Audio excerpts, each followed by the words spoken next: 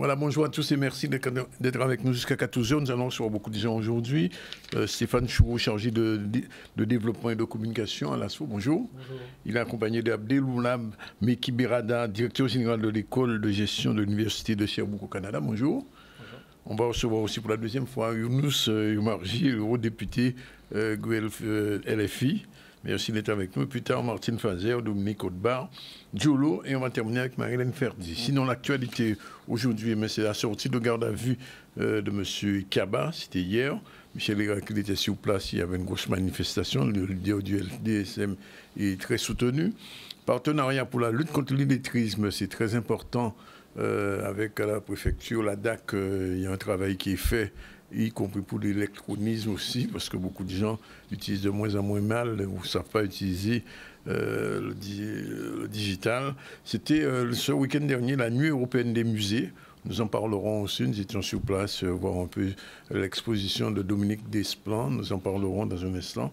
Et puis on fera une petite marche avec la CNBT, ensemble, ils étaient là. Voilà un petit peu ce qui fait la une de notre édition d'aujourd'hui. Merci encore d'être avec nous, en Guadeloupe, en Martinique, en France, un peu partout, en Afrique. Salut nos amis d'Afrique qui nous regardent au Congo et au Burkina Faso. Alors, on va commencer par Monsieur Choureau.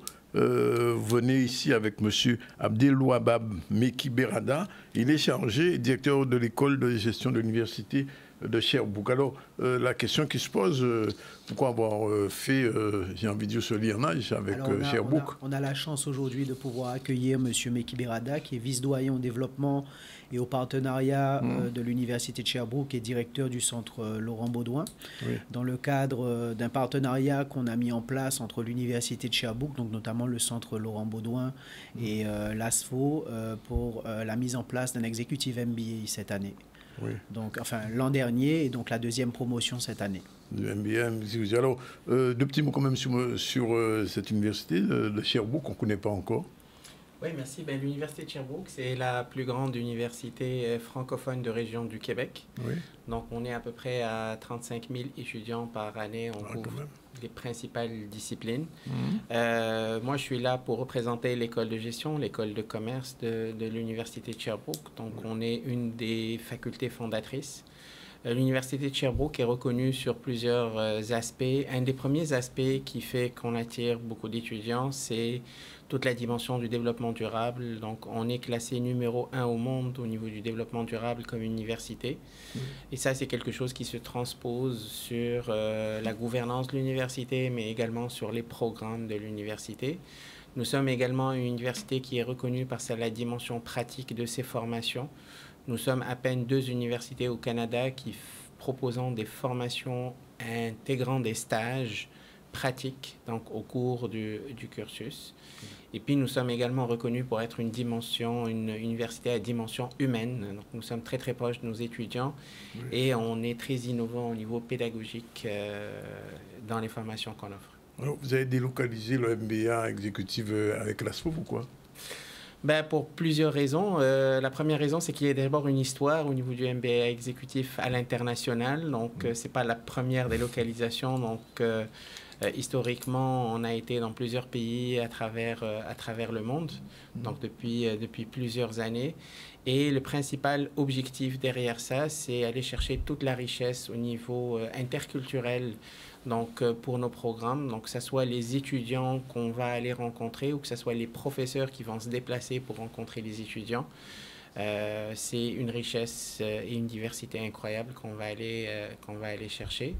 Le deuxième élément, c'est que tout simplement, on pense que notre modèle est un modèle qui a très, très grande valeur ajoutée.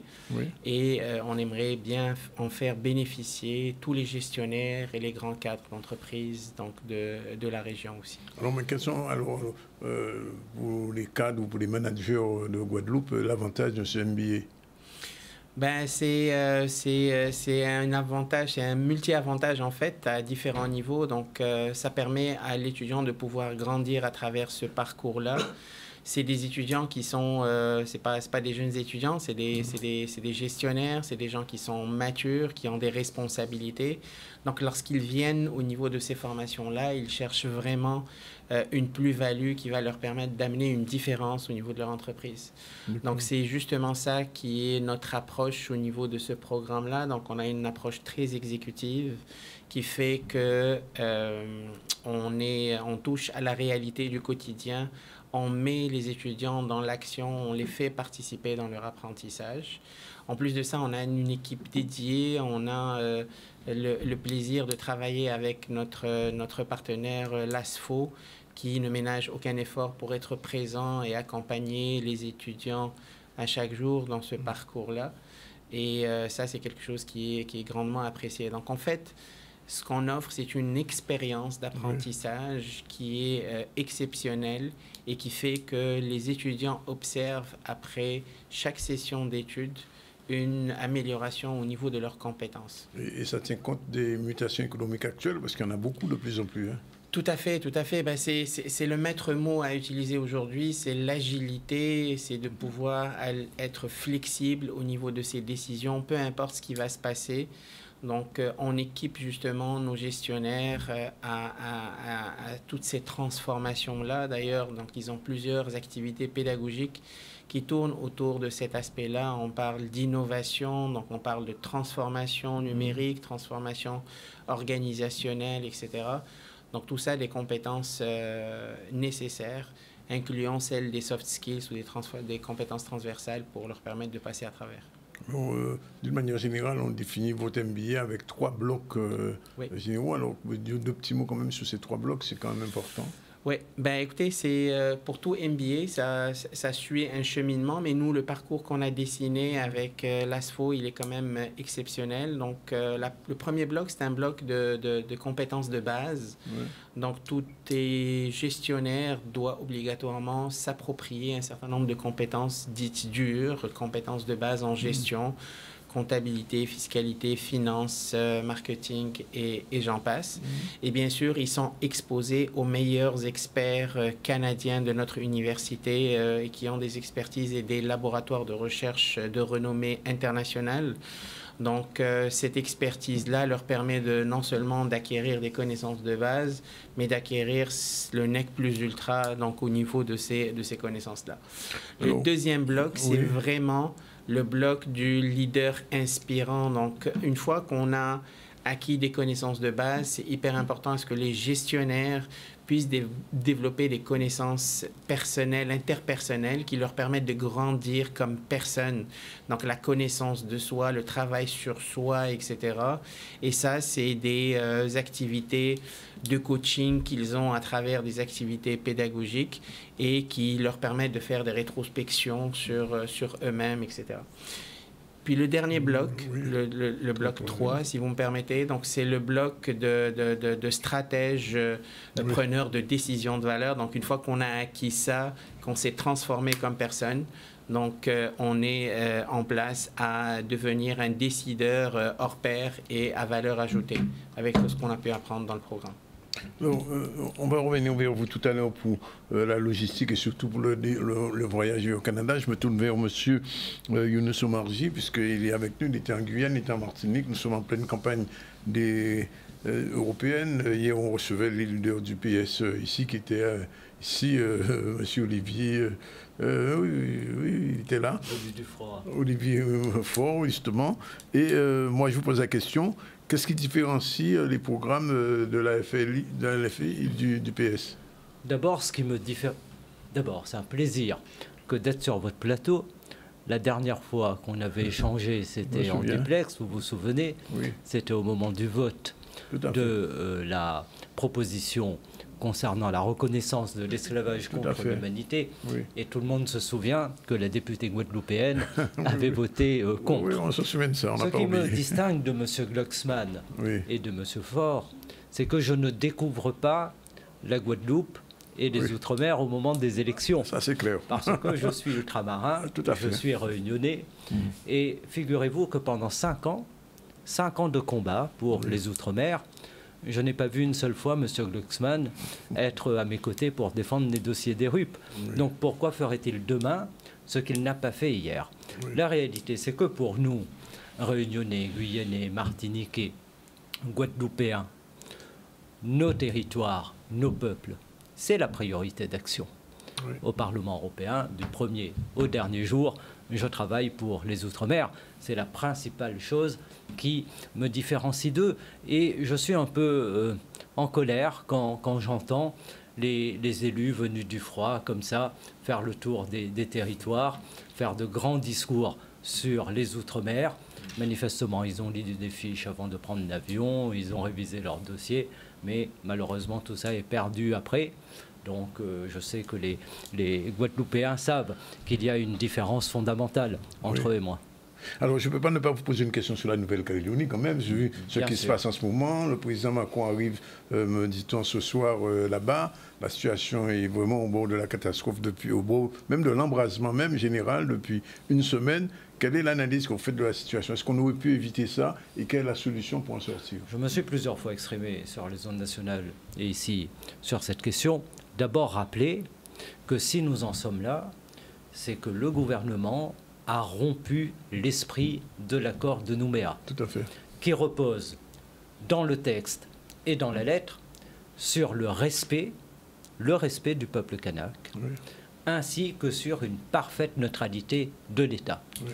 Et l'État n'a pas été neutre lorsqu'il engage devant le Parlement un texte où le FLNKS disait dès le départ qu'il n'était pas d'accord sur ce dégel du corps électoral tel qu'il a été proposé. La deuxième chose, c'est que le gouvernement a commis un certain nombre d'actes qui a rompu cette impartialité en nommant, par exemple, une loyaliste au gouvernement. Tout à fait. Manifestement, tout ce qui fonde l'esprit de l'accord de Nouméa est rompu aujourd'hui. Et nous sommes dans une situation de tension extrême qui peut encore dégénérer. Et lorsque le président Emmanuel Macron part en Nouvelle-Calédonie, ce que nous disons, c'est que nous espérons que sa mission réussisse. Oui. Mais elle ne peut réussir que si un certain nombre de conditions préalables sont réunies, à savoir le retrait du projet de réforme constitutionnelle pour pouvoir engager la discussion avec le FLNKS sans non plus faire peser sur le FLNKS une menace qui viendrait évidemment compromettre l'avancée des discussions. Et la deuxième chose, je note qu'il part en Nouvelle-Calédonie, voyez-vous, avec la ministre de l'Outre-mer, c'est bien normal, avec le ministre de l'Intérieur, ministre des Outre-mer, c'est bien normal. Très mal vu en ce moment-là. Très mal vu, parce qu'il est dans une logique absolument répressive qui ajoute évidemment à la violence. Mais il fait le choix d'amener M. Lecornu, ministre de la Défense. Qu'est-ce que cela veut dire? C'est la guerre. La France n'est pas en guerre avec la Nouvelle-Calédonie. Eh bien, voilà l'état d'esprit qui est le leur. Nous autres, nous sommes des peuples colonisés. Nous savons ce que tout cela signifie. Et lorsque les présidents des régions des Outre-mer et le président du conseil départemental ici et les parlementaires signent un appel commun pour dire au président Macron il ne faut pas... Il faut dire un appel avec la Réunion, la Guyane, la Martinique. La Réunion, la Guyane, la Guadeloupe, la Martinique, c'est historique. Et les parlementaires de tous les Outre-mer, c'est historique. Et ils devraient entendre le message qui est envoyé. Je note également que la situation sociale est très dégradée dans l'ensemble des Outre-mer. Notre jeunesse n'en peut plus. Elle n'a plus de perspective. Vous parliez de la jeunesse. La Guadeloupe, par exemple, est aujourd'hui vidée de ses forces, y compris pour les jeunes qui sont diplômés. Bien sûr, il faut aller se former à l'extérieur, mais il faut offrir des perspectives de retour pour l'emploi ici en Guadeloupe, pour les Guadeloupéens. Et j'ai une proposition de campagne, j'en ai parlé sur d'autres ondes, pour l'ensemble des régions ultrapériphériques où les taux de chômage des jeunes sont records. On ne peut pas rester l'arme au pied. Ici, 26%. Et oui, record dans toute l'Europe. On ne peut pas rester l'arme au pied et ne rien faire. Et c'est pourquoi je propose de créer des emplois jeunes européens financés sur le FSE. Je crois que c'est beaucoup mieux que de financer des grosses boîtes de formation dont on ne sait pas d'ailleurs ce qu'elles font parfois, et avec une forme de détournement de l'argent européen. Eh bien là, on financerait directement des emplois jeunes pour insérer durablement les jeunes sur le marché marchand et non marchand. Voilà une proposition que je défendrai, et avec l'influence qui est la mienne aujourd'hui au Parlement européen, puisque je suis président de commission et que je continuerai à l'être, je le pense, eh bien c'est une proposition qui, j'espère, va aboutir. Alors, une dernière chose, je crois que vous devez rencontrer aussi les agriculteurs et les pêcheurs. Je les ai rencontrés. Oui. J'ai rencontré les pêcheurs hier, les agriculteurs ce matin, oui. Et tous se plaignent évidemment des politiques européennes. Oui. Je leur dis que nous faisons un travail évidemment pour que les normes soient les plus adaptées aux réalités. Nous avons l'instrument juridique, tout le monde connaît ça ici, l'article 349, mais il faut travailler efficacement, lister les normes qui sont inadaptées et proposer ensuite à la Commission un règlement pour aller vers des améliorations. Mais tous ceux-ci disent, aussi bien dans le monde agricole que dans le monde de la pêche, que les aides européennes sont captées par les plus gros. Vous avez un système qui favorise les plus gros dans tous les secteurs. Et il faut de la justice dans la répartition des aides. C'est vrai pour la Guadeloupe, c'est vrai aussi dans les autres outre-mer. Nous sommes, vous savez, une économie qui fonctionne sur un système parfois de rente, oui, dont bénéficie une minorité d'acteurs. Regardez la situation ici, comme à La Réunion, sur le port, oui, où vous avez une situation de monopole. Et ces situations de monopole créent des situations d'abus de position dominante, créent des problèmes en matière de pouvoir d'achat, de la misère en définitive, et c'est cela qu'il faut avoir le courage de casser.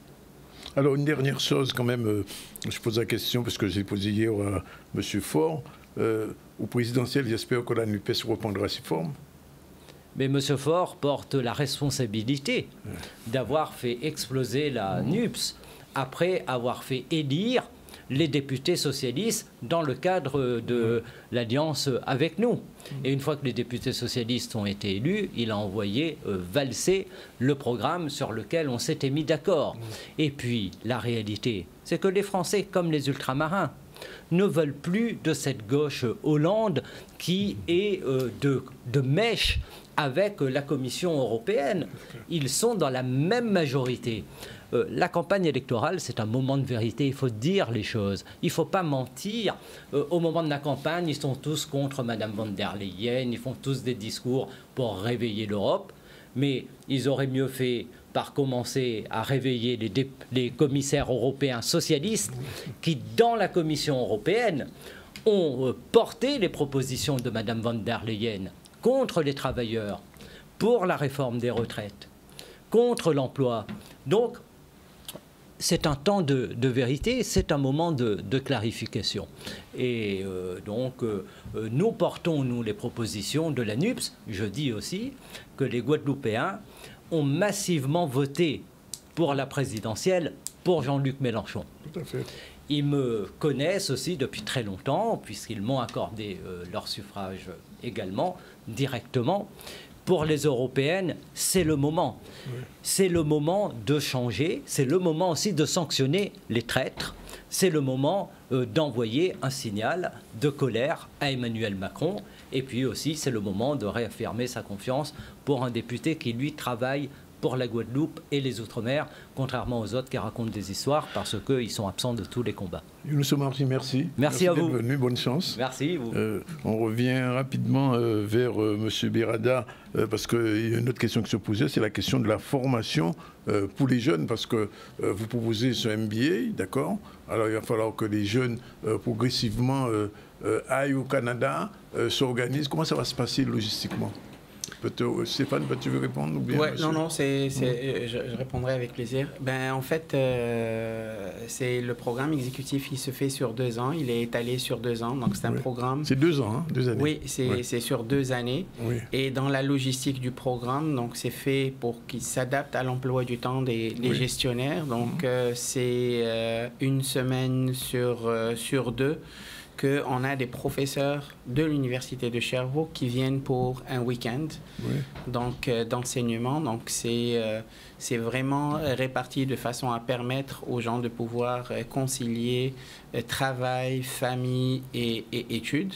Oui. Et à la fin de leur formation de 2e année, donc, ils auront 2 semaines de déplacement au niveau du Québec. Oui. Donc, c'est vraiment intégré dans leur formation parce que c'est au niveau de ces 2 semaines-là que les étudiants vont être exposés à des projets d'intégration.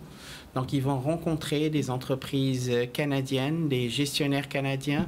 Donc, ils vont être en contact avec les meilleures pratiques du moment au niveau du Canada au niveau gestion.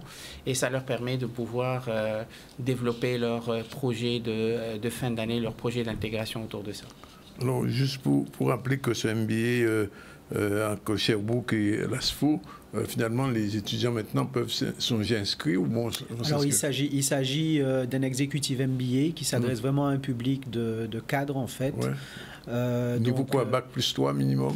Alors, sur les critères de sélection, il faudra nous consulter directement pour qu'on puisse... Ce sera au cas par cas, pratiquement. Ce ne sera pas au cas par cas. Il y a des critères de sélection. Oui. Mais après, éventuellement, pour toute personne qui souhaite avoir davantage d'informations ou intégrer la prochaine cohorte, ils peuvent nous contacter au 89 45 56 pour avoir davantage d'informations. C'est un fixe, hein, il faut le dire. C'est un fixe, absolument. C'est un fixe, absolument. Oui.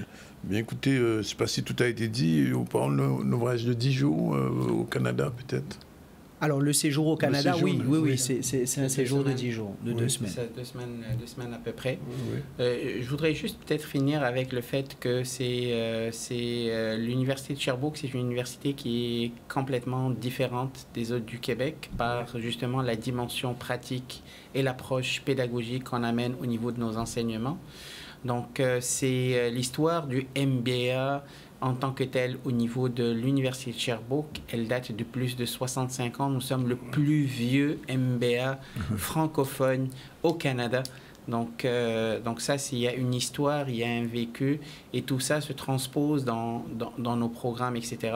Et à chaque fois qu'il y a un enseignant, un professeur, un expert qui vient rencontrer les gestionnaires, il vient raconter son histoire, il vient partager son expertise, et c'est quelque chose qui est grandement apprécié. Bien. Écoutez, je vous remercie. Et puis c'est important pour nous les étudiants, de toute façon, pour les étudiants de l'ASFO. Et c'est une bonne chose hein, pour l'ASFO. Là, c'est-à-dire que l'ASFO internationalise de plus en plus. Oui, on commence à développer des formations pour un public beaucoup plus élargi, effectivement. Oui.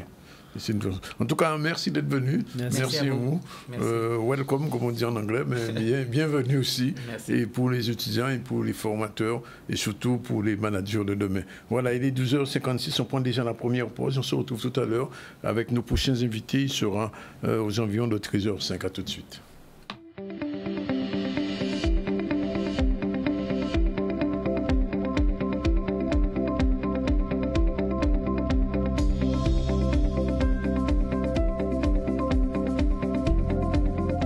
Voilà, il est 13h02, nous retournons sur le plateau. On va recevoir dans un instant Dominique Coudeba, l'association pour Paris. Bonjour. Bonjour, monsieur Sandronis. Merci d'être là. Jolo, notre chroniqueur, on va parler des noms à mon Guadeloupe, associés à les étoiles. Les étoiles, on nous parle de ça. On va retrouver aussi la chronique de Martine un peu plus tard, celle de Marilène Ferdi. Pour l'instant, on fait un retour sur l'actualité. L'actualité, je vous l'ai dit, c'était la garde à vue hier de M. Kiaba. Il est très soutenu, comme Kiaba qui est la LDCM, qui se mobilise chaque fois qu'il y a un problème qui se pose son pays. Et l'affaire Lambert, semble-t-il, a quelques incidences. Et sur cette garde à vue, on retrouve le reportage de Michel Héraclide. On regarde. Monsieur Kiaba a été convoqué comme n'importe quel citoyen peut être convoqué par des services de police ou de gendarmerie. Et il s'est vu notifier, à peine arrivé, pas encore assis, il s'est vu notifier sa garde à vue. Il avait par conséquent à répondre à un certain nombre d'interrogations, de questions concernant les événements du 26 et 27 décembre de l'année dernière. Volontaire, c'est de dégoûter le peuple là. Dégoûter effectivement les gens qui croient, les gens qui disent goûter espoir, que demain qui changé. Aujourd'hui, nous ne pouvons pas comprendre véritablement, mais qui gens, alors que le principe effectivement du droit français basé, c'est ça, il faut créer le contradictoire. Donc par conséquent, on ne peut pas véritablement condamner un monde, on ne peut pas mettre nous dans cette situation-là. Ça, si vous ne savez pas, ça y passé. Aujourd'hui, on arrivé à répondre à une convocation que vous faites moi, aujourd'hui, on arrivé effectivement, et quand dit bon, mais tout de suite on garde à vue parce qu'il y a des faits qui fait. Alors on ne peut pas savoir si c'est parce que c'est fait la fête, j'ai une fête là, ou alors si c'est parce que nous croyons que les monde trop. Ils ont décidé de mettre tout de suite en garde à vue. Donc par conséquent, nous tenons des avocats qui étaient accompagnés nous. Nous avons d'autres encore déjà préparés. Parmi 400 personnes qui étaient sur le site, d'une façon générale, c'est M. Kiaba qui a été choisi pour pouvoir répondre en son nom personnel de ce qui s'était passé, un peu comme si il devait porter à lui seul la paternité de tous ces événements. En cas signalé que l'avocat, moi, c'était M. Sylvestre qui participa dans toute garde à vue là, mais nous tenions aussi M. Coralie qui vient, qui a dit comme ça qu'il paraît à porter force parce que nous fiers. Ils savent que nous avons ensemble des gens en Guadeloupe, nous avons ensemble des gens dans le pays là, qui ont occupé des gens qui ont souffert, des gens qui n'ont pas nivra, et c'est ça qu'ils ont commandé pour la Guadeloupe. Donc aujourd'hui, nous sommes à l'aise, même si nous savons que ça y passe là, déranger nous, ça dérange les Guadeloupéens, ça peut permettre véritablement que les gens comprennent aussi que aujourd'hui, nous pas dire ennemis, mais nous sommes des gens ça a dérangé. Donc par conséquent, chaque monde qui fait opinion à eux, mais aujourd'hui, plus que jamais, nous déterminés, nous payons la chia hier. Ici, à donner avec courtoisie, avec détermination, avec pondération et sagesse, avec intelligence, avec flegme et calme. Et ça, c'est important de le dire parce qu'il n'a pas cherché à être stratège, il a cherché à être honnête. Et car il s'agit ici de s'assurer que la manifestation de la vérité soit réelle. Et c'était donc dans son consentement, puisqu'il s'agit aussi de sacerdoce pour lui, de faire les choses le mieux possible. C'était donc dans son consentement que de donner le meilleur de lui-même pour que la manifestation d'une vérité humaniste soit dite, révélée et comprise par la population. Juste pour dire qu'après ça, il y a passé en Nouvelle-Calédonie, l'interfranci qui a cherché de tous côtés. Partenariat pour la lutte contre l'illettrisme, Maxime Morel. Un reportage, on regarde un peu ce qui est en train de se mettre en place avec la DAC, avec l'État, justement, parce qu'on sait qu'il y a près de, sur le nombre d'élèves, sur 100 élèves qui sortent du système scolaire, près de la moitié encore sont dans l'illettrisme et ils grandissent comme ça. Et c'est un combat qui est mené depuis quelques années, mais est-il suffisant et efficace? Question. Maxime Morel, le reportage. Cette signature est importante parce qu'elle témoigne, sur un champ particulier, celui de la culture, de l'engagement de l'État à lutter contre un fléau de la Guadeloupe, qui est l'illettrisme. On sait que l'illettrisme frappe environ 20% de la population en Guadeloupe, qu'il est également en essor chez les jeunes. Et sur le champ de la culture, l'illettrisme est un enjeu majeur, parce qu'il signifie une partie de la population est éloignée de la culture. Et donc tout l'objet de cette convention, c'est de s'assurer, par un partenariat entre l'Agence nationale de lutte contre l'illettrisme et la direction des affaires culturelles de Guadeloupe, que nous allons pouvoir mener des actions communes qui auront vocation à prendre en compte la question de l'illettrisme dans les politiques culturelles et garantir un meilleur accès à la culture des populations qui en sont éloignées. En fait, vous voyez, pour lutter contre l'illettrisme, ce qu'il faut comprendre, c'est que c'est le travail de tout le monde et à plein de niveaux différents. Et avec une convention comme celle-là, on va pouvoir monter des projets locaux, former un certain nombre de personnes sur le terrain pour qu'elles soient mieux à même de repérer les personnes en situation d'illettrisme, mais aussi de les accompagner. Et en faisant ça, on agit évidemment pour le bénéfice de ces personnes. On estime à peu près à 20% donc la population en situation d'illettrisme âgée de 16 à 65 ans, ce qui représentait à l'époque 50 000 personnes environ.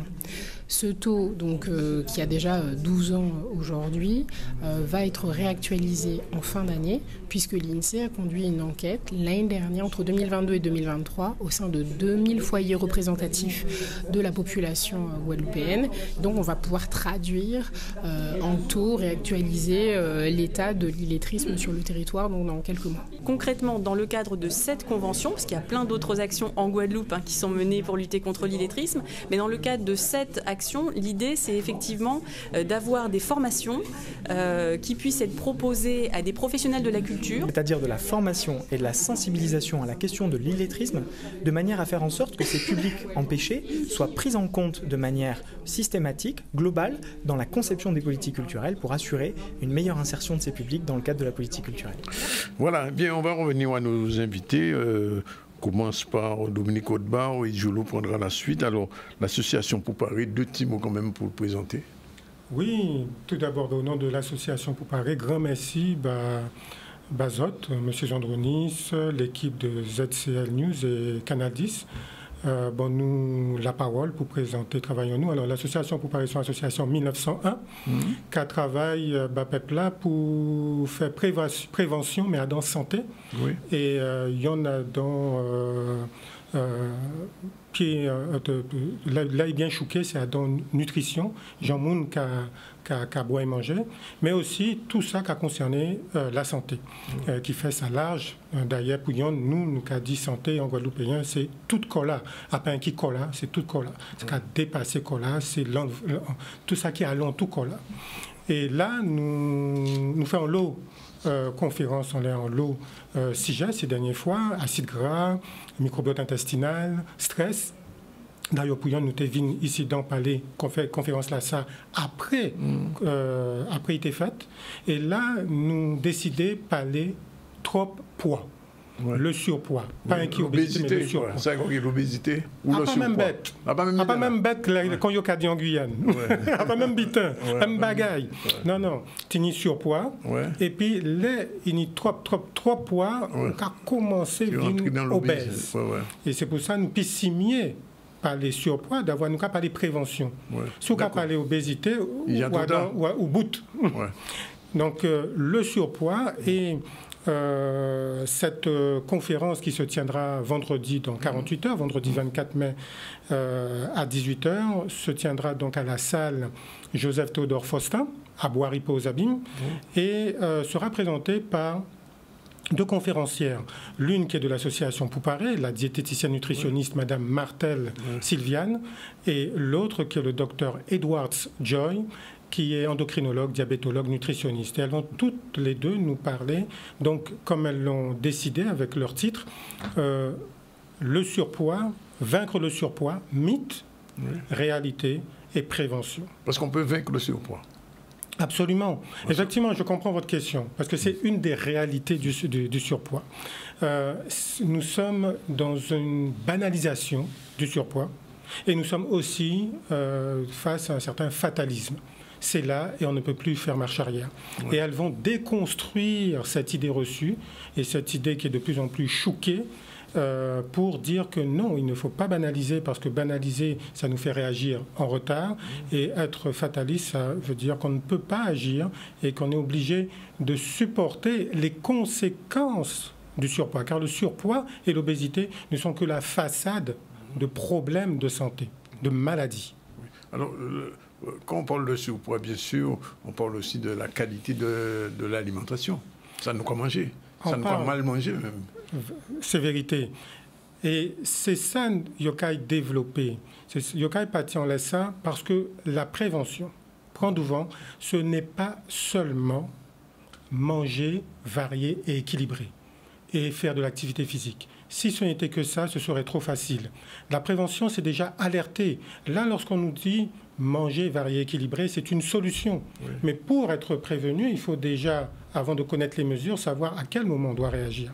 Donc, ce conseil ne peut pas faire toute la prévention et elle va amener d'autres éléments qui vont permettre de mieux appréhender la prévention du surpoids et aussi la prise en charge du surpoids et de l'obésité.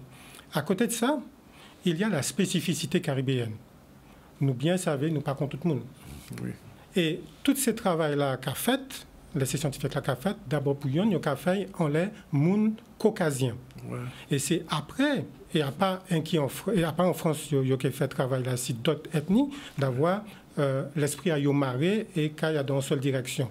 Mais il reste du bonheur, tini d'autre côté, il a fait études, il a fait travail en l'aide d'autres ethnies, qui africains, qui indiens, qui d'autres encore.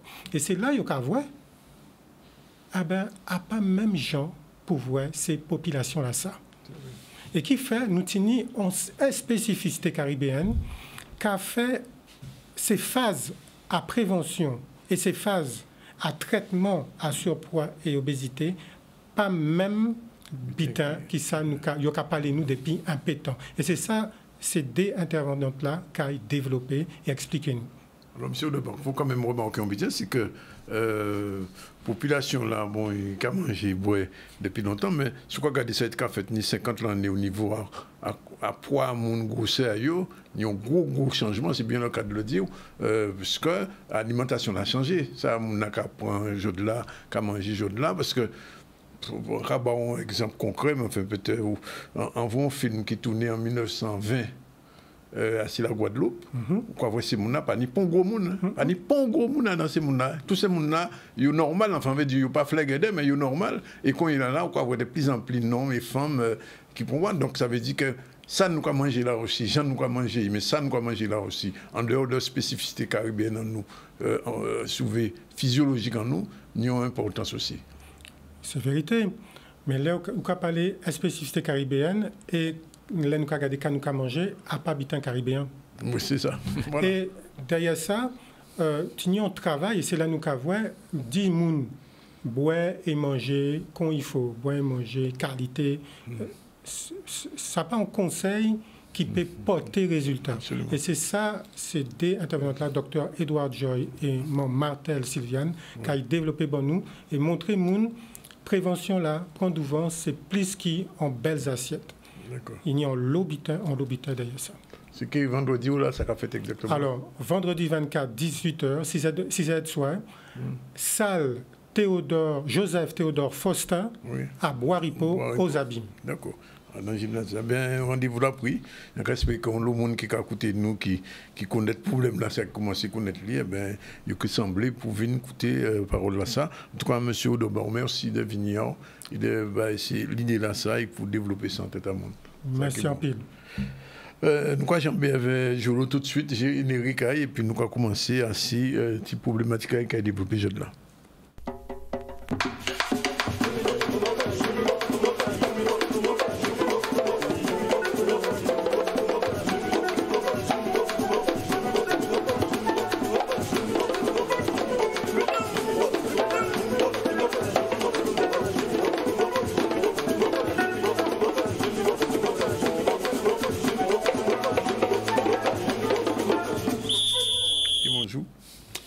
Bien, bonjour, Danick. Alors, quand songez, la dernière fois, là, nous t'ai parlé de la lune, nous t'ai parlé de cristal, nous t'ai parlé de Maboto, et nous t'ai vu qui conséquences à Tini, et qui, genre, si non à la lune, nous pouvons retrouver non à Détroit Moun Guadeloupe. Mais on t'a dit, ça n'a pas été fini. Donc là, nous avons ouvert la ronde, et après nous parler de la lune, nous avons parlé des étoiles. D'accord. Vous regardez. Alors, l'étoile Sirius et les patronymes guadeloupéens. Ah, mis une belle photo. Ça, c'est ça, qui a créé voûte céleste. Mais pour en temps, nous, c'est une divinité lui-même. Et nous avons vu à gauche, ben, qui j'ai représenté les étoiles là, qui a créé Sirius là, nous avons vu son belle madame, elles font des étoiles dans les têtes. Oui, ça veut dire aussi que si nous connectés avec tout ça, soleil, la lune et tout ça, ça veut dire que nous pouvons comme ça, pas qui des grandes mounions assemblées là, ils mélangent et ils font bitin, non. Nous avons une colonne vertébrale derrière ça, donc nous avons un modèle à civilisation, et c'est ça qui a commandé tout le monde continuer à questionner, et c'est là où on voit qu'il n'y a pas tout dit, étudier, marquer les langues en nous, il faut nous aller plus loin. Donc, on l'a fait en nous, et bien effectivement, non, ni en lionnage, j'avais non à étoiles, à dans langue à ancêtres en nous, pas beau l'Afrique. C'est ça, nous passe à ça. On a commencé avec Notre-Dame du Grand Retour. Alors, ce qui dit, mais oui, mais pourquoi on a convoqué un bitin catholique à dans ça? Mais en fait, ça a une origine qui est plus ancienne que nous avons. Nous avons une belle madame qui capote un timoun, le dit ce timoun, il y a un quai en main, et il y a donc en nous. Mais imagine ça, nous avons tous les jours, nous pas tellement qu'à faire attention, mais ni en ville qui peut expliquer nous ça, parce que c'est Développement en modèle à civilisation, à droite à zot là, zoni, blason à en ville, yo ka crié Paris. Oui, mais il faut nous comprendre pour qui bitin yo composé ça comme ça. Chaque symbole qu'a parlé. On nous regarde, premier bitin nous qui voit, dans toute image là ça, c'est qui devant bateau là, tini on moun qui cisé. Hein? Bon, on nous dit c'est DS là, hein, parce qu'en réalité c'est DS là. Mais nous te représenter un autre genre. Madame Cisé là, ça, c'est un bitin en Égypte, tout le monde connaît. Depuis, on dit Cisé, on madame qui Cisé, ils savent qui moun, hein, son divinité. Ils te représenter un autre genre, et image là, quand il paraît à d'un petit moment, vous voyez, hein, qui, bon, s'il voulait paraître. Oui, voilà. Donc, tu te représenter comme ça. Donc, c'est Isis, effectivement. Mais nous te regarder, si vous voulez voir un autre genre, eh bien, nous avons regardé comme ça aussi. Hein? Bon, eh bien, lui, il a symbolisé civilisation, il a symbolisé aussi ville, pays, il a symbolisé temps là. On nous ouvre pour nous dire aussi qu'il y a un autre symbole qui a représenté. Ces étoiles-là qui a six blasons là, ça. Les étoiles-là, ça, il parle pour rien. Et puis nous disons en bateau, mais il faut savoir qu'il y a dans le langage ancêtre en nous, mot pour dire bateau, c'est mot pour dire peuple. Et donc, qui met à bateau là, c'est madame là. Et donc, qui met à peuple là, c'est madame là. Donc, c'est les Barisis, les Parisis, les Parisiens. C'est ça qu'il a. Nous avons d'autres détails encore qui intéressent nous et qu'il faut nous aller fouiller. C'est qu'il nous a vu que bateau là, il y a sion de l'eau, et de l'eau là, et qu'à bourrer, il descend. Bon, eh bien, ça a fait nous songer, fleuve Nil, là, il y a dans période d'inondation là. D'accord? Et tini, trois mouches à miel. Mais il faut nous savoir qui ça, il a créé la fleur de lis, ce n'est pas un vrai fleur, c'est un mouche à miel stylisé. Et c'est symbole royal depuis l'Égypte. Ça veut dire que c'est trois royaumes qui font en sel pour y être fondé, justement, communauté là, qui a créé les Parisiens, les Barisis. Les Pharisiens avec PH. Hein? Non, ça c'est encore une autre affaire. Bon, alors nous parlons de Notre-Dame du Grand Retour. Donc, il faut nous comprendre pour qui il a dit Icarevine, le Grand Retour. Eh bien, ça nous sortit voilà là, c'est exactement ça nous n'y en basé nous là. Nous n'y des bateaux. Premier bateau là, il y a un nomadan et c'est constellation là, il a créé constellation à Orion. Deuxième bateau là, donc c'est un femelle bœuf qui a dedans et en mi-temps qu'on a une étoile. Eh bien, c'est là qu'il a créé Sogolon Condé à dans justement tradition mandingue. Mais c'est image à Isis, la verruqueuse. Bon, nous déjà parlé de ça hein, en première fois. Et en mi-temps, nous avons qu'il y a un papyrus et en haut, il y a un faucon. Mais faucon là, c'est symbole à voilà, mais c'est symbole aussi à soleil là. Donc nous avons qu'en fait, tout ça qui a représenté nous là, c'est un document scientifique qui a traité des affaires à Joudelan. Puisqu'ils ont fait à Joudelan, à dans civilisation, à ancêtres en nous, et bien qu'à rouler, avait en position aux étoiles qu'apprend à dans ciel là. Mi-texte là. C'est dans la civilisation égyptienne que Sirius revêt une importance particulière. Elle prend alors le nom de Sopdet ou Sotis. Son lever était l'annonce des crues fertilisantes du Nil. Le calendrier égyptien démarrait ordinairement le premier jour de l'inondation. Donc, là, vous voyez étoiles qu'à lever en même temps que le soleil, on joue matin, et bien ces jours-là, ça aussi qui... Nil là a commencé couvert tout bitin. Alors, on nous comprend, c'est une séquence là, hein, puisqu'au commencement de là a commencé à monter, c'est leur voie soleil là qui a levé en même temps qu'Orion. Mais leur voie soleil là qui a levé en même temps que Sirius, là il a couvert tout bitin. Les Égyptiens avaient remarqué que vers notre 19 juillet, je de la c'est 3 août, Sirius devenait visible juste un peu avant le lever du soleil. On nomme ce phénomène le lever héliaque de Sirius. C'est un phénomène plus ou moins fixe en un lieu donné. En réalité, il varie de 14 jours par millénaire en raison de la précession des équinoxes. Bon, on joue une traité question là ça. Le premier jour du calendrier égyptien, le premier de Thoth, est lui mobile. Ce n'est que tous les 1460 ans que les deux coïncidaient, c'est ce que l'on nomme le cycle zodiaque. Bon, eh bien, 1460 l'année là, ça, c'est à ces bases-là, ça qui calendrier était fait, et pas tenir l'année bisextile. Parce qu'il y a écart là, qui a rattrapé tous les 4 ans là, eh bien, il était si mettant attendre 1460 l'année, et ça t'a fait l'année tout plein. Pourquoi il n'a pas fait ça? C'est pour ça n'a pas été créé désordre dans la civilisation là. Parce que quand on joue en plus dans l'année là, et ben ça a une conséquence à la vie à pays là. À part qu'on à présent, on voit qu'il y a un paquet de réformes tous les 5 minutes, il y a changé. Ça, c'est signe en civilisation qui a coulé. Si vous voulez un bitin qui est longtemps, il faut mettre tout ça qui ou paie pour y rester stable. Bon, eh bien, nous allons continuer, parce que le texte là, il faut nous arriver en bouteille.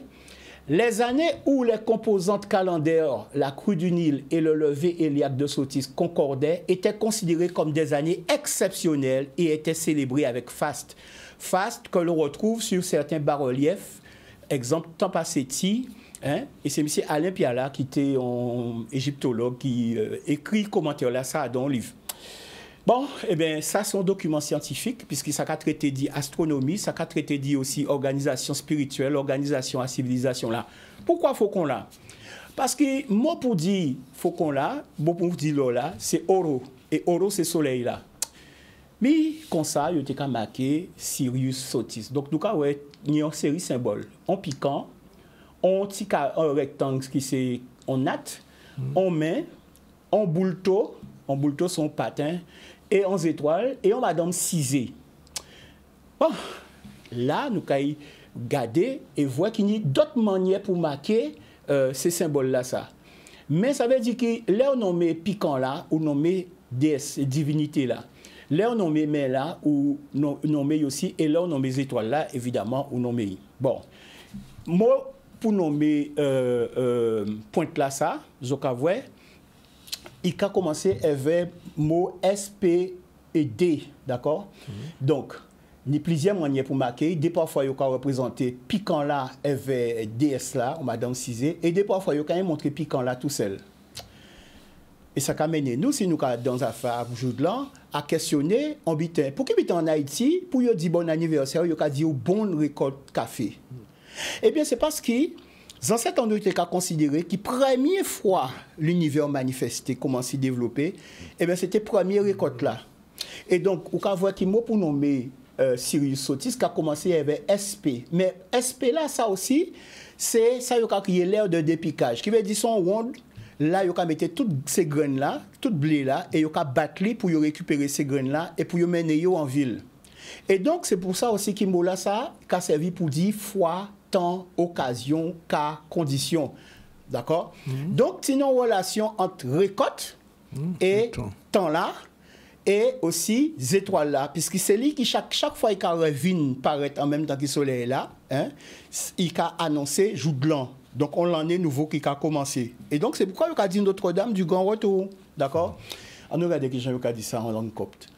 Sop, qui veut dire foi, occasion, qu'on sop d'être. Soupe, instant, moment, manding, so, moment, instant, d'accord? Donc, c'est vrai. Eh bien, nous allons regarder non à ces étoiles-là à présent. Et nous allons juste garder non à Moun Guadeloupe, qui est sorti aussi. En partie Moun Guadeloupe, eh bien, pointez l'oreille, puisqu'ils n'ont à les autres qui paraissent, ils voient qu'ils n'ont à enlever 10 étoiles et qui est en relation avec tout ça. Premier bitin pour nous dire, avant même, c'est qu'il mot Katou, c'est mot pour nommer les étoiles, Kati, hein? Kati, c'est non à étoiles, mais en lingala, il y a dit Kwete, Vénus. Donc, nous avons qui mot là, ça, c'est ça qui a servi nous pour nommer Sirius et Vénus. Donc, c'est tradition en nous qui là. C'est pourquoi nous avons parlé du gros Kato. Et gros Kato, pour nous, c'est Sirius et c'est Vénus aussi. Enfin, Marie Péché connaître ça bien, puisqu'il est sorti en l'an. Mais, ils savent qu'il faut suivre ces étoiles-là pour trouver chemin à eux. Hein? Bon, eh bien, nous avons vu que Kato, c'est non à étoiles. D'accord? Mais si nous regardons bien, nous voyons que tous ces mots-là, ça, étoiles, temps, siège, main, épine, pain, eh bien, capoter même, qu'a sonné même genre. Et c'est pourquoi Scribla a fait ça. Il a mis en piquant, il a mis en natte, il a mis en main, il a mis aussi en étoiles, parce qu'ils savent qu'il y a dans le langage, eh bien, ces mots-là, ça a sonné même genre. Et donc, c'est ça qui a aidé à comprendre et lire. On nous regarde qui a sorti à présent. Nous avons que Toto, non famille Guadeloupe, ses étoiles. Lolo, ses étoiles. Sombe, ses étoiles.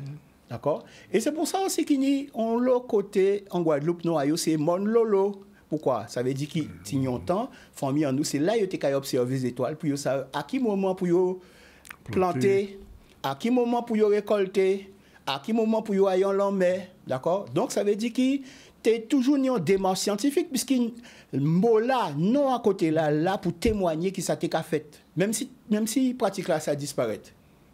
On nous garde à présent, les étoiles là, gros cas en moins. Alors, nous trois. Alors, nous avons commencé avec les vivants et nous avons fini avec ça qui a fait grand voyage là. Là, nous avons analysé non aux étoiles, et bien, nous avons une idée de monde qui ont été choisi pour ça. Par exemple, monsieur là, ça, Yves Toll. Non, il sorti dans Tolo qui veut 10 étoiles, Tolo qui veut 10 étoiles, Tole qui veut dire aussi battre. Et ils sont embrouillés. Hein? D'accord? Donc, c'est ça qu'ils ont obtenu. Nous avons porté non à ça où tu es destiné pour faire. Donc voilà, et un bel bonjour aussi pour lui, hein, si on a apprécié en l'eau. Donc, mot tol, tolo, et ça veut dire aussi poitrine, c'est pourquoi il a dit madame ni tol. Et poitrine là, ça c'est image à piquant là, vous voyez là. Hein, piquant là, pointe là, vous voyez là. Donc c'est pourquoi il a dit madame ni tol. Et son lignée royale aussi, parce que mot pour nommer, pour dire ça, c'est mot à forgeron. Et c'est Adam forgeron, il a pris un roi. Et puis nous avons aussi en Lolia. Lolia, ça veut dire étoiles. Donc, Marcel Lolia, eh bien, éternellement, ils sont étoiles pour nous, à Dangoka.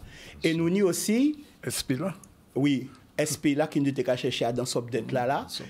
De la vinonté. Ouais. Et donc, nous avons Sopta, qui était en monument, puisque c'est lui qui laissait en l'eau, et qui fait nous connaître aussi différents noms à Sérit Pagoka, là, et Grage, Kaladja et tout ça, c'est lui. Donc, voilà.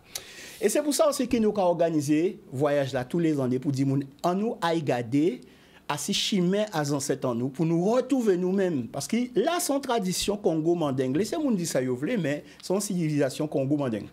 Et donc prochain voyage là c'est 10 au 24 octobre et ben si nous restons nous des trois places encore si ça t'intéresse les autres 06 90 20 67 16 20 67 16 et puis nous qui expliquer les autres tout bitin là. Eh bien, à quoi penser c'est ça nous tenions à dire pour aujourd'hui là. Hein? Donc, à présent là, nous caillebout. On peut faire Soso quand même. Hein? Soso, oui, mais Soso c'est un surnom, mais Soso ça veut dire 10 étoiles, mais ça veut dire aussi laver, ça veut dire purifier, ça en relation avec Nila. Et Soso aussi c'est organisation à Madame Léo Assemblée, l'agence, c'est ça qui va être Soussou. Parce que c'est Madame qui portait tout ça. Ok, ben merci pour tous ces bêtises là. Monsieur, d'abord, tu peux dire une parole. Ben ouais, là, on finit de parler, on changeait en pâté bas numéro de téléphone à Pouparé, et qui Jean Moun peut marquer noyau pour conférence là. Oui. Donc Pouparé, c'est 06 90 58 45 41. 41. Et Tini Facebook là, il y a rien là, il y a que trouver lien Hello Asso pour il y a inscrit quoi pour conférence là. Ok. Grand merci. Encore un numéro là, 06 90 58 45 41. Et c'est vendredi à partir de 6h soir, 18h. 18h, c'est la fête. Grand merci. Nous baquons, pas de problème. Merci de venir et merci pour les étoiles. C'était belle. Bon. Voilà, il est 13h32, nous avons un petit campo et nous avons retrouvé nous avec Martine Fazer et nous avons avec Marilène Ferdi, tous les deux chroniqueurs de cette série là tout de suite.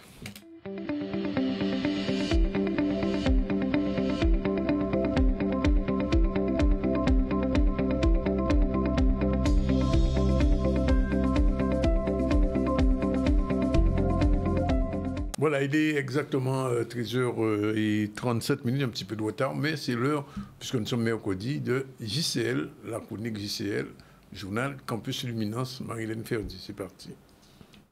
Le journal du Campus Luminance, c'est l'info sur l'audiovisuel, le cinéma et la culture. Le JCL vous donne rendez-vous à 13h30, le lundi, le mercredi et le vendredi, dans le ZCL sur Canal 10.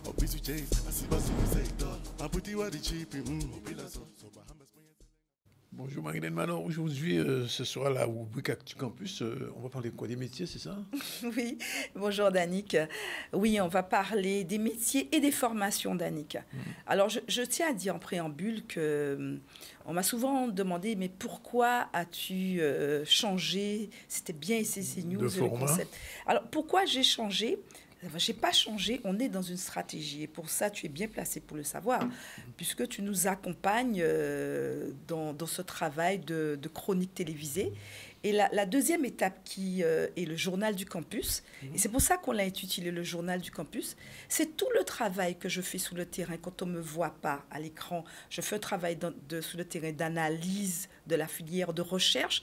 Et donc, c'est le résultat de ce travail que je vais livrer. Ce n'est pas forcément le travail en back-office, puisque c'est un travail d'étude de besoins, de compréhension, mais aussi pour trouver des pistes de solutions pour pouvoir développer cette filière de façon cohérente en tenant compte du fait que nous sommes un pays insulaire, petit, et donc et avec pas forcément de gros moyens. Oui. Alors, donc, on va parler donc, des métiers du cinéma. On va parler des métiers du cinéma, des métiers de l'audiovisuel, des métiers plus particulièrement de la presse. Oui. Et on va surtout démontrer que les métiers de l'audiovisuel et du cinéma ne se réduisent pas à une formation comme beaucoup le croient. Oui. C'est quelle formation, Danick, selon toi? Il y a plein de formations pour le métier de l'audiovisuel. En Guadeloupe? En Guadeloupe. Alors, ici, il y a le BTS. En Martinique, ils ont quand même une formation pour le journalisme. Et pour la communication. Donc en Guadeloupe, pour vous, il n'y a qu'une seule formation, c'est le BTS. C'est le BTS, malheureusement. Alors en 5 minutes, le défi aujourd'hui, en 5 minutes, je vais vous prouver qu'il n'y a pas que le BTS. Il n'y a pas que le BTS. On va voir les métiers, on va voir l'image qui s'affiche tout de suite. Alors, les métiers du cinéma. Alors, producteur, scénariste, réalisateur. Donnez-moi un exemple et je vais vous montrer que certains métiers, pas tous, hein, on peut faire la formation existe. Alors, je prends par exemple scénariste. Alors, scénariste, vous n'êtes pas forcément, vous êtes tombé. Alors oui, alors déjà, le campus proposait de former au métier de scénariste, de série TV, dans le cadre de son incubateur. Et nous avons l'école Courtrajmé qui forme au métier de scénariste. Donc, en plus, c'est une école qui est gratuite. Donc, oui, on peut faire la formation en Guadeloupe. Ce n'est pas la peine de partir pour la faire. Et producteur? Alors, producteur, c'est très particulier. Parce que, il faut savoir une caractéristique de la filière cinéma audiovisuel, c'est que c'est l'une des filières professionnelles, Danick, où il y a très peu de certifications. Ce qu'on appelle plus communément, le grand public appelle diplôme. Oui. Alors, le métier de producteur, il n'y a pas de diplôme, Danick. On le devient naturellement. Alors, il y a 2 types de formations, Danick, qui existent. Oui. Les formations diplômantes, donc ce qu'on appelle, nous, professionnels de l'ingénierie, on appelle certification. Et les formations qualifiantes. Oui. Ça veut dire que ce sont des formations qui ne sont pas diplômantes, mais qui vous donneront des compétences. Et c'est le cas de producteur. Alors oui, on peut faire cette formation de producteur en Guadeloupe. Ah bon, comment? Alors je vais vous expliquer comment. Oui. C'est quoi un producteur, Danick? C'est un manager, c'est un chef d'entreprise, c'est quelqu'un qui a des compétences en termes de gestion. Et de financement. Et de financement. Oui. Est-ce qu'il n'existe pas des formations en Guadeloupe qui vous donnent ces compétences et qui existent déjà? Dans les métiers, du management, de la gestion des entreprises. Je crois même à l'ASFO, ils font du management. Tout, que ça soit en formation continue, en formation initiale, en université. Par exemple, la formation GEA, quelqu'un qui est dans la gestion administrative, qu'on a le BUT GEA, on peut devenir producteur. Ça, c'est possible. Et donc, qu'est-ce qu'il faudra? Juste une formation complémentaire pour pouvoir connaître les spécificités de certains statuts et notamment sous l'intermittence, mais découvrir l'environnement du cinéma. Alors, comme d'habitude, on est court, mais ça m'intéresse quand même, le métier de la presse. Je suis concerné. Ah ben là, vous l'avez dit. Alors moi, je suis surprise de me rendre compte que les gens ne savent pas qu'on peut faire la formation de journaliste en Guadeloupe, une partie, et en Martinique. Et je vais rapidement donner le parcours. Si vous êtes intéressé pour devenir journaliste web, parce qu'il faut savoir que l'essentiel des recrutements dans le métier de journaliste, à l'heure d'aujourd'hui, c'est sur le web. Donc, vous êtes, après le bac, vous pouvez vous orienter sur le BUT des métiers multimédia avec une spécialité rédacteur web. Ensuite, poursuivre, et là, au campus de Shellshare en Martinique, sur la licence Infocom journaliste web et le master Infocom journaliste web. Parce que je tiens à rappeler, avec ce parcours que je vous ai proposé pour devenir journaliste web, le journaliste web, c'est 2 grandes activités. On doit être capable de rédiger pour le web. Ça, vous allez commencer à l'apprendre à l'IUT. Et en plus, vous devez être capable de réaliser des vidéos et lors de vos reportages. Et là, vous allez aussi... C'est pour ça que le BUT MMI, c'est une bonne base pour devenir journaliste web. Juste un dernier mot. Notre prochaine rubrique, ce sera quoi? Alors, la prochaine rubrique d'Annick, on va retrouver, ça sera le Zoom, puisque au mois de mai, il y a plusieurs lundis qui sont fériés, donc nous n'aurons pratiquement pas d'édito pour le mois de mai. Voilà. Merci, et puis à bientôt. Merci, Danick. À bientôt. 5h38. Le journal du campus Luminance, c'est l'info sur l'audiovisuel, le cinéma et la culture. Logiciel vous donne rendez-vous à 13h30 le lundi, le mercredi et le vendredi dans le ZCL sur Canal 10.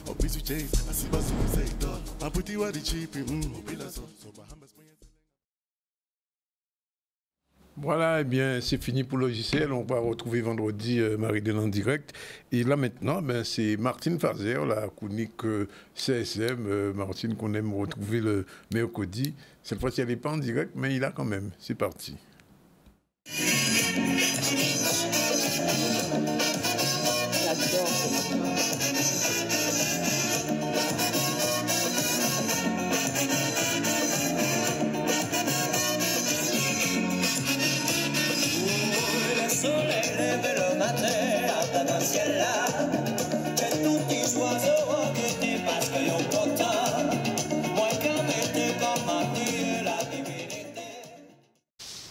Bonjour chers auditeurs de Canal 10 ainsi que les téléspectateurs et mon fan club, je suis ravie de vous retrouver et je salue également toute l'équipe de Canal 10.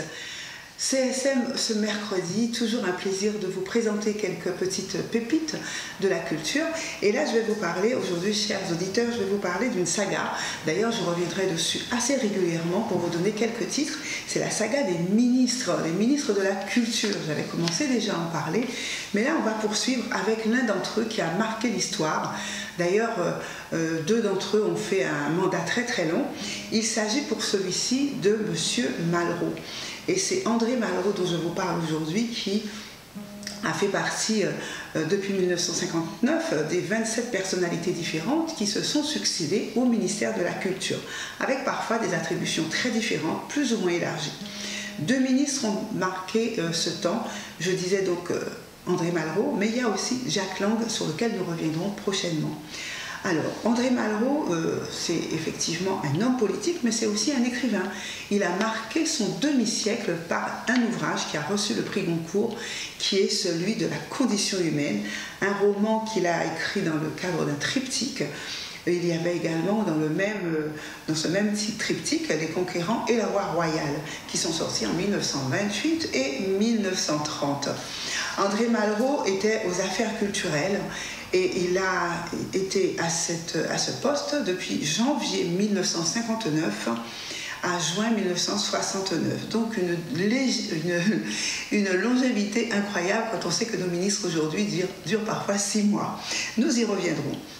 À cette époque, il y avait donc Charles de Gaulle qui était le président de la République, Michel Debré, Georges Pompidou, qui étaient à leur tour ministres à cette époque.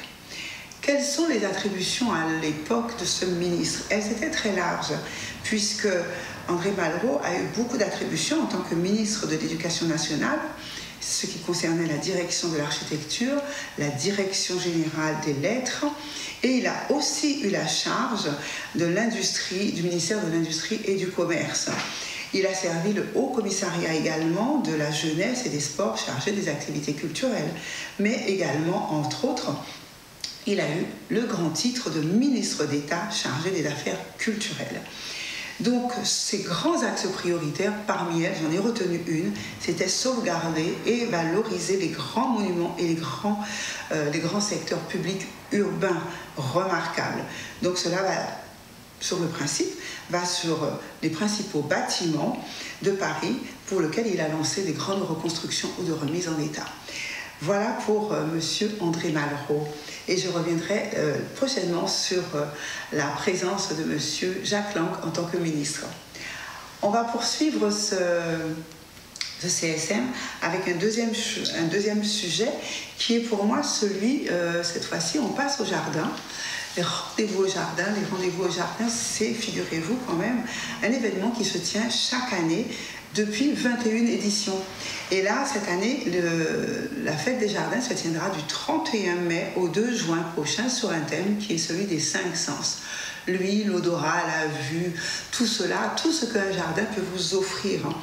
Et le ministère de la Culture offre ce rendez-vous en donnant la possibilité à des milliers de parcs et jardins d'ouvrir leurs portes au grand public et également aux scolaires, de découvrir un patrimoine riche qui est celui donc du jardin, des parcs, etc. Et cette 5e édition qui donne la part belle aux 5 sens permettra aux gens de toucher, de sentir, de goûter, de regarder, etc. Tout cela leur sera offert dans un jardin. Alors, les objectifs qui sont attendus, eh bien, c'est pour les amateurs comme pour les puristes du jardin, c'est d'inviter les publics à découvrir la richesse et la variété des parcs et jardins, paysages, jardins réguliers, botaniques, exotiques, jardins nourriciers, mais de favoriser aussi des échanges entre les acteurs des jardins, les propriétaires, jardiniers, botanistes, et entre les acteurs du jardin que sont le public également, quel que soit l'âge. Enfin, c'est valoriser aussi les actions qui sont mises en œuvre par les propriétaires pour mettre en beauté ces jardins. Et puis, effectivement, partager tout cela au travers de la protection, de la préservation, de la restauration, de créer, de valoriser des jardins, etc. Et pourquoi pas des labels de jardins remarquables. Donc, il faut savoir que depuis peu, cette fête des jardins a été élargie à l'Europe depuis 2018. Donc c'est toute l'Europe qui participe à cette grande fête du jardin, toujours lors du premier week-end de juin chaque année, entre fin mai et début juin. Donc allez au jardin. Cette année, c'est plus de 53 sites de Guadeloupe qui ont été retenus et qui ouvrent leurs portes, entre autres à Sainte-Rose, au Moule, à Sainte-Anne. Donc vraiment, allez sur le site internet et cherchez Programme Jardin de Guadeloupe et vous aurez toute une palette de lieux à visiter. Alors, un petit dernier pour vous, finalement, ça va être un agenda que je vais vous lister. Un agenda qui vous permettra de vous promener également en Guadeloupe pendant cette semaine. Tout d'abord, une tournée humoristique féminine. Ça se tiendra au gymnase de Petit Canal. Donc, c'est le jeudi 23 mai, donc c'est demain. Et à partir de 20h, vous allez avoir au gymnase de Petit Canal donc toute une série de femmes, des queens de l'humour, qui vont vous permettre de passer un bon moment, un spectacle inédit dans les salles de Guadeloupe. Alors quelques-unes que vous connaissez, quelques-unes que vous connaissez, Laurence Joseph par exemple, je ne citerai qu'elle, mais il y en a beaucoup, beaucoup d'autres. 3 dates à retenir, 23 mai au gymnase de Petit Canal, 25 mai à l'auditorium de Basse-Terre et le 26 mai au hall des sports de Cap-Esther-Bello.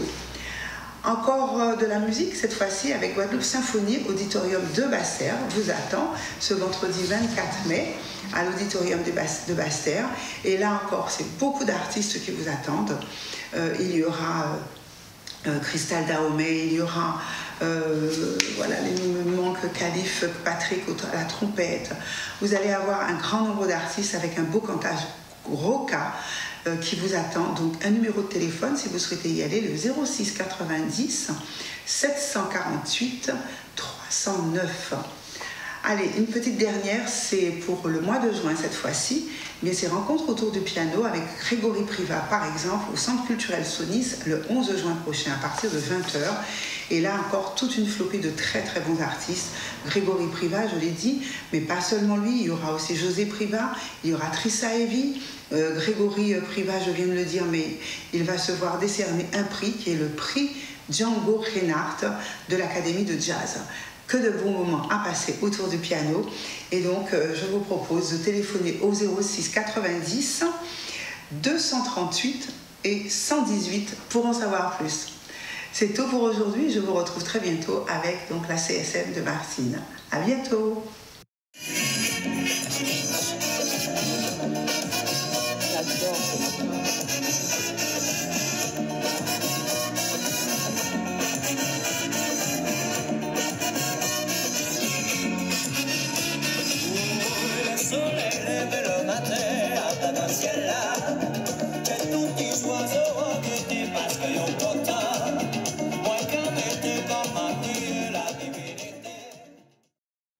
Voilà, il est 13h52. On a le temps de faire un petit retour sur la nuit des musées, ce qu'on appelle la nuit européenne des musées. Ça se passait au Musart, ce qu'on appelait jadis musée Chelcher, qui a changé de nom et aussi de contenu. Retour sur cette manifestation, puisque c'était l'occasion pour Dominique Desplan d'inaugurer son expo photo, une expo photo un peu particulière, Afrofuturisme. On regarde le reportage de Vianney Valverde. Le conseil départemental propose en cette journée 2 lieux, parmi lesquels se trouve le musée Edgar Clair, le musée d'archéologie précolombienne au Moule, et le Musart. Le programme du musée Edgar Clair a débuté cet après-midi à 15h30 avec une présentation des œuvres réalisées par des élèves du Moule et de Saint-François qui ont travaillé au sein du musée Edgar Clair et qui, à partir du travail avec l'équipe du musée, ont réalisé des œuvres qui ont été présentées cet après-midi. Et dans un second temps, ce soir, il y a toute une série de manifestations et d'actions qui seront proposées, comme un concert d'Evana, une production artistique de Rudy Roclore, un point sur la résidence d'artistes de M. Saint-Luce, et aussi d'autres actions qui seront proposées jusqu'à tard dans la soirée. Je veux mettre en évidence la construction des peuples noirs et comment ils se sont sortis après une période compliquée qui était l'esclavage, cette mise en esclavage. Et j'ai voulu montrer comment on pouvait sortir de cette phase difficile, mais en faisant appel à l'imaginaire. Et ma photographie, c'est mon langage. La photographie, c'est mon langage. Et je tenais vraiment à créer de nouveaux codes et que chacun puisse écrire ces nouveaux codes. Je suis au musée Chelcher, le Musart, où j'ai mis en parallèle, j'ai fait dialoguer les photographies avec les collections du musée. Je ne remets pas en question le Musart, vraiment. Je veux vraiment faire confronter une époque, les collections et mon travail. Oui, tout est gratuit. Vous avez l'occasion et l'opportunité de découvrir le regard et la sensibilité d'un artiste qui va se poser des questions sur notre société. Et c'est un moyen, justement, peut-être moins violent, parfois moins brutal, mais tout aussi fort et poignant de se projeter dans notre univers et de créer une vision d'avenir qui soit, je dirais, nécessaire au vivre ensemble. Et voilà, le dernier sujet, ce sera cette 5e édition du Marchand Ensemble organisé par la collectivité CNBT du Nord Basse-Terre. Et c'était une occasion de retrouver effectivement des Guadeloupéens. Marcher ensemble, c'est à Ivoire-la-Noukaï, en Nouvencé. Vianney Valverde, toujours lui, il était sur place.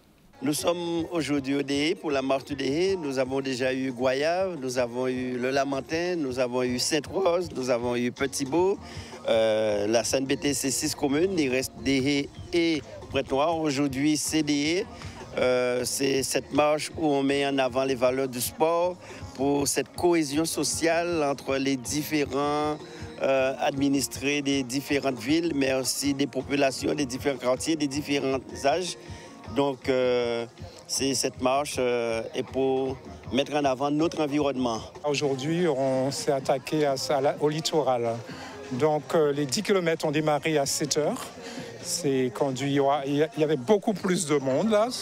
C'est étonnant sur le 10 km qui vont franchir le Gros Monde, le Gros Monde d'hier. C'est une vraie marche de découverte. Donc, on va traverser la belle ville de Déhay. Après, on va aller voir la mer, l'océan très bleu, bleu. Après, on va monter en forêt. On va traverser une rivière. Donc, il y a un peu de tout pour faire cette marche-là. Ma grande satisfaction, c'est malgré toutes les contraintes, tous les agendas de ce week-end, nous sommes à plus de 160 participants, donc ce qui montre tout l'intérêt de cette marche. Bien sûr, c'est 10 km et 5 km. Les 10 km sont déjà partis, viennent de partir. Là, c'est les 5 km. Et après, on va se retrouver tous de manière conviviale. Voilà, bien c'est fini pour aujourd'hui. Je vous rappelle qu'en début du 7e, on a reçu Stéphane Chouou et Meki Berada pour le MBA qui va être introduit à l'ASFO. Et le professeur à 10 000 Meki Birada est venu spécialement, il est directeur général même de l'école de gestion de l'université, et pour la formation du MBA, c'est très important pour les managers, pour les jeunes qui sont intéressés. On a reçu Younous Omarji, eurodéputé de la LFI, nous a fait part de son impression sur ce qui se passe en ce moment en Nouvelle-Calédonie, en Kanaki, comme on dit. Martine Fazer était là aussi pour sa chronique, le docteur Dominique Oudebar, vice-président de l'Association populaire et généraliste, était là pour la prévention. Alors, si vous voulez vous inscrire, parce qu'il n'y a pas beaucoup de place, il nous précise qu'il faut le faire très rapidement, 06 90 58 45 41. Je répète, 06 90 58 45 41, si vous voulez vous inscrire pour cette conférence importante sur la prévention de l'obésité et bien évidemment d'avant l'obésité, eh bien, il y a bien sûr ce qu'on appelle d'une manière générale le surpoids. Et le surpoids, c'est la porte ouverte vers l'obésité, donc c'est la prévention. Ensuite, Diolo nous a fait un petit parcours sur les étoiles et on a terminé avec Marilène Ferdi sur le JCL. Pour l'actualité, on était à la sortie de la garde à vue de Hubert Kiaba, le leader du LCDM. Bon, on a bien vu que les gens le soutiennent, ils soutiennent en paquet guadeloupéen parce qu'ils arrivent dans l'eau guadeloupéen aussi. Ensuite, nous sommes allés du côté de l'État où il y a un combat qui est mené contre l'illettrisme en Guadeloupe. On a entendu le